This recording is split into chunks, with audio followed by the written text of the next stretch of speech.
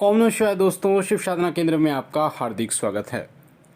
कई वीडियो के माध्यम से मैंने आपको बताया है कि आपके घर में जब भूत प्रेत की बाधा होती है तो क्या लक्षण होते हैं, कैसे आप जान सकते हैं कि आपके घर में कोई भूत प्रेत है या वो किसी भी प्रकार की समस्या उत्पन्न कर रहा है।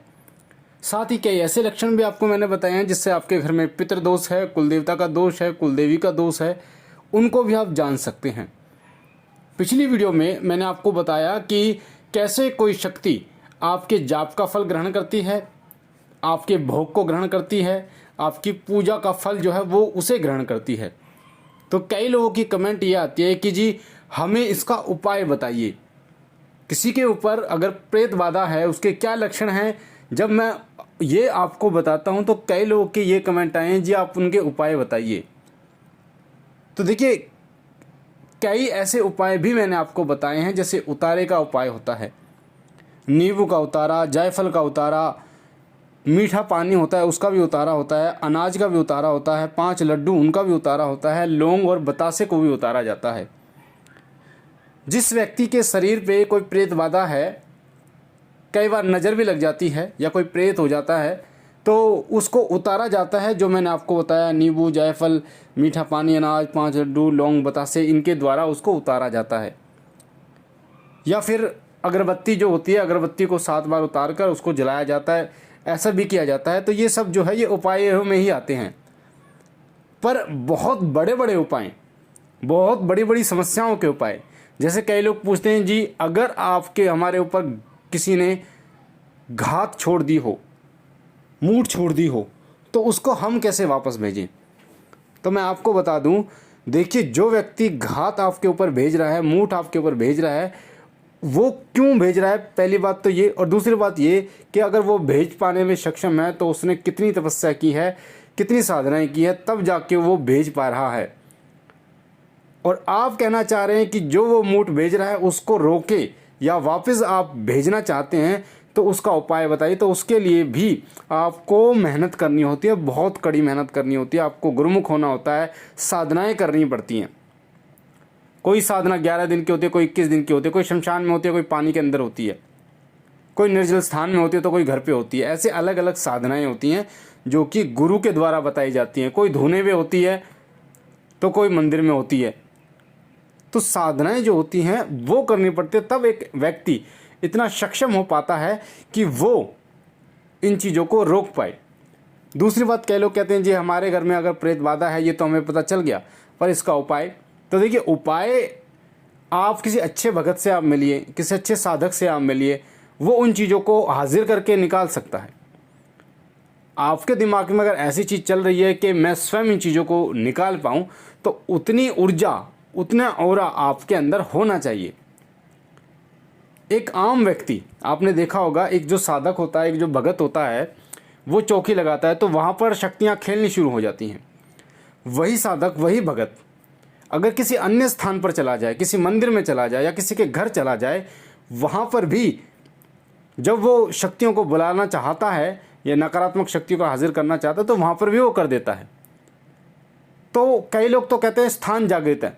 जैसे बालाजी महाराज में आप जाएंगे तो वहाँ का स्थान जागृत है, वहाँ के जो दूत हैं वो कार्य करते हैं। ऐसे ही कई सिद्धपीठ स्थान है जहाँ पर जो स्थान जागृत हैं वहाँ पर दूत कार्य करते हैं। पर कई ऐसी चौकियाँ हैं, अगर चौकी पे जाओगे तो वहाँ पर शक्तियाँ हाजिर होती हैं, पर जो व्यक्ति चौकी लगा रहा है, जो भगत है, जो साधक है, उसने अपने अंदर इतनी ऊर्जा भर के रखी है, अपने औरे को इतना मजबूत कर रखा है, इतनी साधना की है, इतना मंत्र जाप किया है कि जब अगर वो आपके घर आएगा तब भी वो किसी शक्ति को, अगर आपके अंदर है, आपके घर के अंदर है, तो आपके घर के अंदर ही वो हाजिर करके दिखा देगा। क्यों? क्योंकि उतना उसने तप किया है, उस लायक वो बना है, उतनी कृपा उसने प्राप्त की है। तो उसके शरीर, उसकी आत्मा में जो ऊर्जा है वो कार्य करती है। उसी प्रकार से आप देखिए आपके अंदर क्या ऊर्जा है, आप क्या शक्तियों को हाजिर करवाने में सक्षम हो।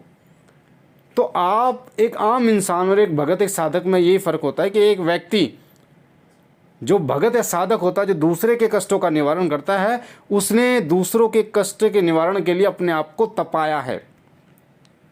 उसने मेहनत की है, मंत्र जाप किए हैं, साधनाएं की हैं, अनुष्ठान किए हैं, हवन किए हैं, तब जाके वो इस लायक बना है। धूने पे तपस्या की। ऐसे ऐसे लोग आपको मैं दिखाऊंगा जो 11 दिन की 21 दिन की तपस्या करते हैं, जो मौन व्रत धारण करते हैं, जो धूने की तपस्या करते हैं, जो अखंड धूने की तपस्या करते हैं, जो 12-12 साल की तपस्या कर रहे हैं। तो ऐसे ऐसे लोग हैं जिन्होंने अपने आप को इस काबिल बनाया, इस लायक बनाया है। तो जो लोग ये सोचते हैं कि स्वयं इन चीज़ों को हटा पाएँ, इसलिए मैं वीडियो में ये बिल्कुल नहीं बोलता कि आप स्वयं इन चीज़ों को हटा पाओगे। मैंने कई वीडियो में आपको बताया कि अगर आपके घर में, आपके अंदर प्रेत बाधा है, कोई भूत प्रेत की दिक्कत है, आपके घर में किसी प्रकार से नकारात्मक शक्ति की दिक्कत है, तो आप मंत्र जाप करते हैं तो मंत्र जाप के द्वारा वो शक्ति हटती नहीं है, उसका प्रभाव कम हो जाता है, धीरे धीरे वो प्रभावहीन होनी शुरू हो जाती है। तो हटाने के लिए एक अच्छे भगत और साधक के पास आपको जाना पड़ेगा। ये सच्चाई है, ये चीज़ आप जान लो। अगर आप सोचते हैं कि स्वयं इन चीज़ों को कर पाएंगे तो गुरु का होना जरूरी है, वरना आप करने जा रहे हैं कुछ और कर बैठेंगे कुछ और। जैसे आप थे वैसे भी आप नहीं रहोगे। तो इन चीज़ों को आप ध्यान रखना, क्योंकि साधक मार्ग जो है, अध्यात्म मार्ग जो है, वो बहुत सूक्ष्म होता है और आपको इन चीज़ों का ज्ञान नहीं होता कि आप किस रास्ते पर चल रहे हो, क्या कार्य आपने किया है। तो जो गुरु आपको बता सकता है, जो निर्देश आपको गुरु दे सकता है, ऐसे ऐसे आपको करना है, तो गुरु के सानिध्य में आप उन चीज़ों को करने में सक्षम हो पाते हो। गुरु आपको जब गुरु मंत्र देता है तो वो गुरु मंत्र का इतना चमत्कार होता है कि आपको 3 दिन में अनुभव होना शुरू हो जाता है। आपके इष्ट देव की जो मौजूदगी है वो आपको महसूस होनी शुरू हो जाती है, आपको स्वप्न के माध्यम से दर्शन देने शुरू हो जाते हैं। तो ये सब जो होता है वो गुरु के सानिध्य में होता है। गुरु जो है बहुत जरूरी होता है गुरु, और इसीलिए कहा जाता है कि गुरु आप ढूंढिए। कई लोगों का प्रश्न होता है गुरु मिलेंगे कहाँ जी, गुरु ही नहीं मिलते। देखिए गुरु जो है, मैंने आपको बताया, जो लोग चौकी लगाते हैं उनके पास आप जाइए, क्योंकि जो लोग चौकी लगा रहे हैं कहीं ना कहीं उन पर देवीय कृपा है, तभी वो दूसरों के कष्टों का निवारण कर पा रहे हैं और बहुत सारे लोगों को वो शिष्य रूप में स्वीकार भी कर रहे हैं। तो उनसे आप विनती कीजिए। ऐसा नहीं होता कि आप गए और आपने बोला जी मुझे शिष्य बना लीजिए और आपको तुरंत बना लेगा। वो भी परीक्षा लेगा, वो भी जांचेगा, परखेगा। तो कई बार होता है आपको 1-1 महीने 1.5 महीने चक्कर काटना होता है, साल बीत जाता है, तब जाके आपको गुरु गद्दी मिलती है, गुरु धारण आपका होता है। तो इसमें थोड़ा सा परिश्रम तो लगता है। तो गुरु के सानिध्य में ही शक्तियां कार्य करती हैं। गुरु ही वो शक्ति होती है जो उन शक्तियों को नियंत्रण करती है। तो इसीलिए कोई भी आप उपाय करते हो तो उनको ध्यान रखिए कि स्वयं जिन कार्यों को आप स्वयं करने में सक्षम हो, तो वो मैं आपको बता देता हूँ। जैसे पिछले मैंने नमक को अभिमंत्रित करके नीम की टहनी से छींटे लगाने के लिए आपको बताया था, जिससे आपके घर में नकारात्मक शक्ति कोई भी होगी तो वो बाहर निकल जाएगी, आपको तुरंत आराम मिलेगा।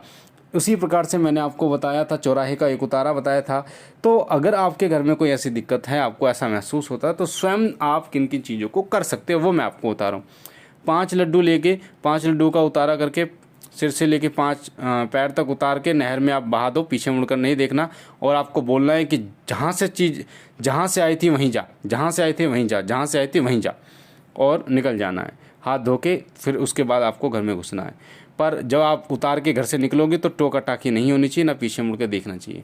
उसके बाद नींबू भी होता है, नींबू को भी आप उतार सकते हो अगर किसी के ऊपर प्रेत बाधा की दिक्कत है। 7 बार उतार के आपको, जब आपके हाथ में चक्कू होगा तो चक्कू नींबू पे रखना और आपको मंत्र बोलना है, ओम नमो भगवते वासुदेवाय नमः, ओम नमो भगवते वासुदेवाय नमः, ओम नमो भगवते वासुदेवाय नमः, ओम नमो भगवते वासुदेवाय नमः। 7 बार बोलकर नींबू को काट देना, 4 फाँक करके उसको गंदी नाली में फेंक देना है। उसी प्रकार जायफल से आपको करना है। तो ये चीज़ें आप कर सकते हो, स्वयं कर सकते हो, इनसे आराम आपको मिलता है। आप करके देखेंगे तो आपको धीरे धीरे पता चलेगा कि इन चीज़ों से बहुत कुछ होता है। तो इसीलिए आप जब इस लायक बन जाते हो कि आप स्वयं इन चीज़ों को हटाने में सक्षम हो जाते हो, तभी आप कर पाओगे। आप बिना आपके कोई गुरु नहीं है आपका, या आपको कोई मंत्र नहीं आता, सिद्ध नहीं किया, तो वो संभव नहीं है, वो फिर आपको हानिकारक हो सकती है। तो इसलिए ध्यान दीजिए, कोई भी कार्य कीजिए सोच समझ के कीजिए, गुरु के सानिध्य में कीजिए, और इन चीज़ों को हटाने में तभी आप सक्षम हो पाओगे, तब आपके पास कुछ शक्ति हो।